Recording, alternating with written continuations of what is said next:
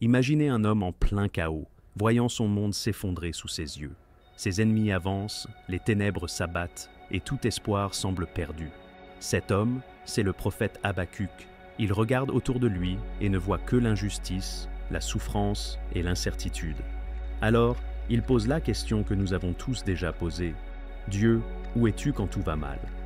Et puis, au milieu de ce tumulte, une révélation incroyable lui est donnée. Un secret divin, un verset qui renferme une puissance insoupçonnée, et un verset qui peut littéralement changer votre façon de voir la vie, les épreuves et même votre relation avec Dieu. Ce verset, c'est Habacuc 3, verset 19. « L'Éternel, le Seigneur, est ma force. Il rend mes pieds semblables à ceux des biches, et il me fait marcher sur mes hauteurs. » À première vue, ces mots semblent poétiques, mais que veulent-ils vraiment dire? Pourquoi parle-t-on de pieds de biche? Et surtout, quel est le message caché derrière cette déclaration audacieuse? Pour comprendre, il faut revenir en arrière. Habacuc vit à une époque troublée. Israël est au bord de la destruction, menacé par Babylone, un empire impitoyable. Imaginez une nation qui sait qu'elle va être envahie, détruite, que son peuple va être réduit en esclavage. Que feriez-vous? Vous seriez paniqué, en colère, perdu? C'est exactement ce que ressent Habacuc. Il crie à Dieu, il l'accuse presque. Pourquoi la souffrance? Pourquoi la violence? Pourquoi restes-tu silencieux? Mais au lieu d'une réponse immédiate, Dieu lui donne une vision, une révélation. Il lui montre que, malgré tout ce qui arrive, la justice divine triomphera. Et là, quelque chose change en Habacuc. Il passe de la peur à la foi absolue. Il comprend une vérité fondamentale. La force ne vient pas des circonstances extérieures, mais d'une source invisible. Quand il dit « L'Éternel est ma force », il ne parle pas d'une force physique. Il parle d'une puissance intérieure, celle qui permet de tenir debout quand tout s'effondre autour de nous. Celle qui permet de dire « Je ne vois pas encore la solution, mais je fais confiance ». Puis il dit « Il rend mes pieds semblables à ceux des biches ». Pourquoi une biche? Ce n'est pas l'animal le plus impressionnant, ce n'est pas un lion, ce n'est pas un aigle. Mais regardez une biche en montagne. Elle grimpe, elle saute d'un rocher à l'autre sans jamais tomber. Elle avance avec une agilité incroyable, même sur les terrains les plus dangereux. C'est ça, la clé. Dieu ne nous enlève pas toujours les obstacles, mais il nous donne la capacité de les surmonter. Et enfin, la phrase la plus puissante, « Il me fait marcher sur mes hauteurs ». Nos hauteurs, ce sont ces endroits où Dieu veut nous emmener, ces sommets que nous pensions inaccessibles, ces victoires qui semblaient impossibles. Mais avec lui, ce qui paraissait hors de portée devient atteignable. Alors, posez-vous cette question. Et si ce verset était la clé pour affronter vos propres défis? Et si Dieu voulait vous donner cette force surnaturelle pour avancer, quoi qu'il arrive? Restez bien avec moi, parce que maintenant, nous allons voir comment appliquer ce verset dans votre vie. Vous êtes-vous déjà demandé pourquoi certaines personnes semblent traverser les épreuves avec une paix inébranlable, alors que d'autres s'effondrent sous le poids des difficultés? Quel est leur secret? La réponse se trouve dans une vérité spirituelle profonde, cachée dans ces quelques mots d'Habacuc 3, verset 19. « Il rend mes pieds semblables à ceux des biches, et il me fait marcher sur mes hauteurs. » Nous avons déjà vu que la biche symbolise l'agilité et la capacité à se mouvoir sur un terrain difficile.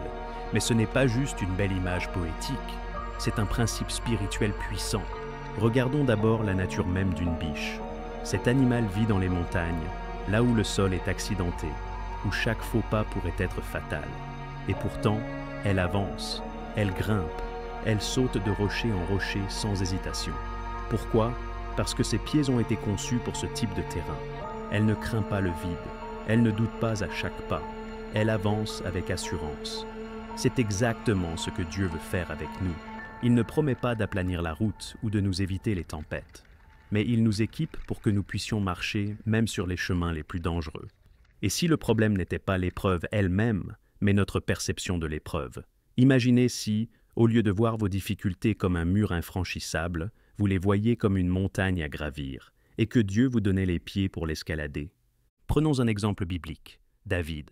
Avant de devenir roi, il a dû fuir, se cacher dans des cavernes, être traqué comme un criminel. À vue humaine, sa vie était un échec total.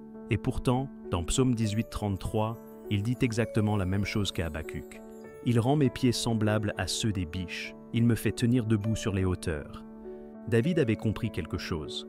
La préparation précède l'élévation. Dieu ne l'a pas immédiatement placé sur le trône. Il l'a formé dans l'épreuve. Il lui a appris à survivre, à faire confiance, à se battre, à tenir ferme. Et c'est là qu'intervient la deuxième partie du verset « Il me fait marcher sur mes hauteurs ». Quelles sont ces hauteurs? Ce ne sont pas juste des montagnes physiques, ce sont les lieux de votre destinée, les endroits où Dieu veut vous emmener, là où vous êtes appelés à régner, à briller, à accomplir votre mission. Mais voici la réalité. Vous ne pouvez pas marcher sur vos hauteurs avec des pieds fragiles. Regardez la vie de Joseph. Avant d'être élevé comme premier ministre d'Égypte, il a été trahi, vendu comme esclave, emprisonné injustement. Pourquoi? Parce que Dieu ne voulait pas juste l'emmener au sommet. Il voulait l'y préparer. Si Joseph était devenu gouverneur sans passer par ces épreuves, il n'aurait pas eu le caractère, la sagesse, la patience nécessaire pour diriger une nation. Ses pieds n'étaient pas encore ceux d'une biche. Maintenant, revenons à votre vie. Et si vos épreuves actuelles étaient en réalité un entraînement pour les hauteurs que Dieu a préparées pour vous? Beaucoup de gens prient pour que Dieu les élève, qu'il les bénisse, qu'il les fasse marcher sur leurs hauteurs. Mais ils ne veulent pas de l'entraînement. Ils veulent de la victoire sans le combat. Mais c'est impossible. Dieu ne vous emmènera pas là où votre foi ne peut pas vous maintenir. Il ne vous donnera pas des hauteurs que vous n'êtes pas encore capable d'affronter. Alors voici la vraie question. Êtes-vous prêt à laisser Dieu transformer vos pieds? Êtes-vous prêt à abandonner vos peurs, votre hésitation, votre désir de tout contrôler et simplement lui faire confiance? Parce que quand Dieu vous façonne, quand il vous donne des pieds de biche, vous commencez à marcher d'une manière nouvelle. Vous ne trébuchez plus sur ce qui vous faisait tomber hier. Vous avancez avec assurance, même sur les terrains les plus instables. Et un jour, vous vous retournez et vous réalisez que vous êtes arrivé sur vos hauteurs. Vous comprenez enfin que tout ce que vous avez traversé avait un but. Et c'est à ce moment-là que vous voyez ce que Dieu voyait depuis le début. Vous étiez destiné à aller plus haut. Maintenant que nous avons compris le sens profond de ce verset, il est temps de se poser une question essentielle. Comment vivre Habacuc 3,19 au quotidien? Parce qu'il ne s'agit pas seulement de comprendre un verset, mais de le mettre en action. Si Dieu nous promet des pieds de biche et des hauteurs à atteindre, alors nous devons apprendre à marcher selon cette promesse. La première clé consiste à s'appuyer sur Dieu et non sur nos propres forces. Nous vivons dans un monde où l'on nous dit sans cesse « Tu es fort, tu peux y arriver seul, crois en toi-même ».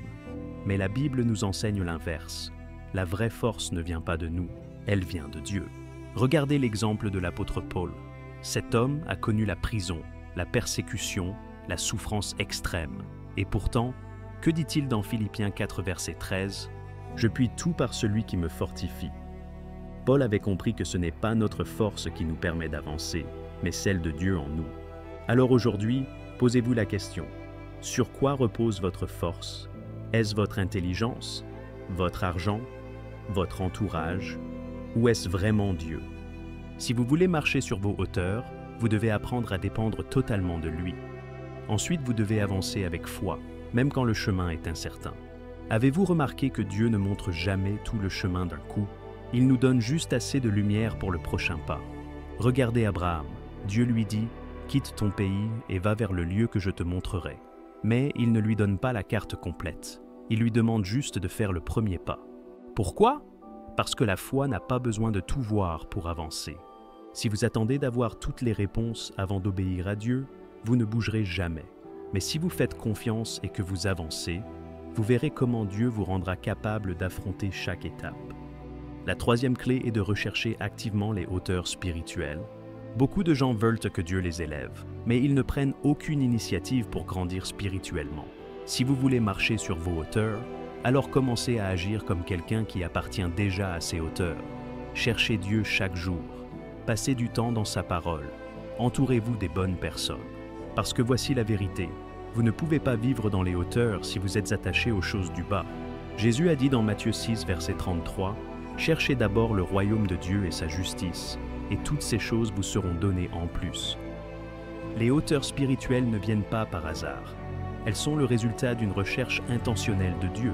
Alors, maintenant, posez-vous cette question. Êtes-vous prêt à marcher sur vos hauteurs?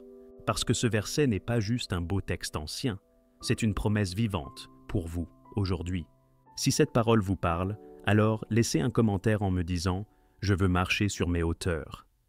Et surtout, n'oubliez pas, Si cette vidéo vous a encouragé, partagez-la. Quelqu'un a besoin d'entendre ce message aujourd'hui.